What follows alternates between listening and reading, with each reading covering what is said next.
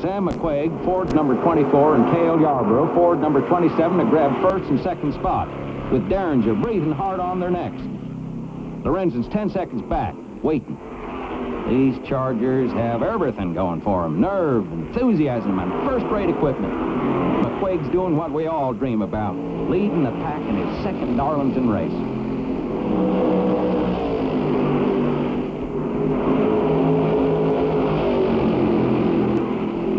Yarborough's trying to pass. They're in deep trouble. Cale Yarborough's over the wall. He never even touched the guardrails. He sailed down that 40-foot slope. McQuaig slides through the infield.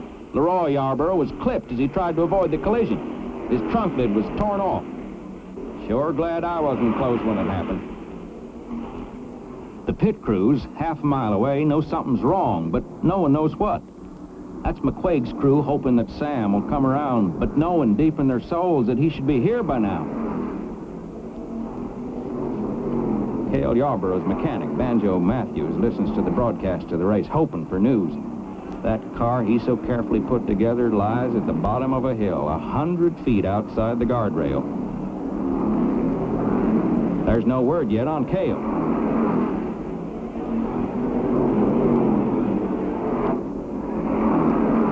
The announcer has him in sight. Cale's okay. The news goes on the pit board for the rest of us. Mighty good to know. Leroy Yarborough, no relation to Cale, parks it. Too battered to race. He'd pushed his Chevy right up there with the leaders. Sam McQuaig's all right. You can imagine how he feels. 1 minute leading the race and almost counting that $20,000 first place money. Then half a minute later, he's awarded 29th position in prize money of $575. Even so, he's a lucky fella.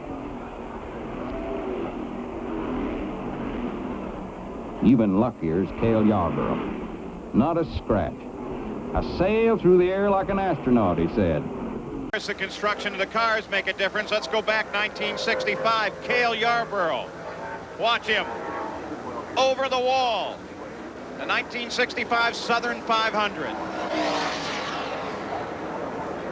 Well, it felt about like those astronauts been up in space 8 days. It felt about like 8 days I was up there, too. How far did the car go, Cale? Oh, I don't know. Must have went 200 yards. And did you have any injuries at all? No, none whatsoever. I was lucky. When something happens, it happens so fast. If you blow a tire and hit the wall, it's just instant. You know, you don't have time to think about, well, this could be it. This is going to be the end. But one particular time in my early career down in Darlington, South Carolina, I was racing with Sam McQuaig. He and I both were young race drivers, and we were eager to get at it. And we went into, I tried several laps to pass Sam, and would get up by him and almost up by him, and he would turn in down in turn one, and I'd back out and let him go. One particular time I got completely up by him going down the front stretch, and I says, well, I got him, you know.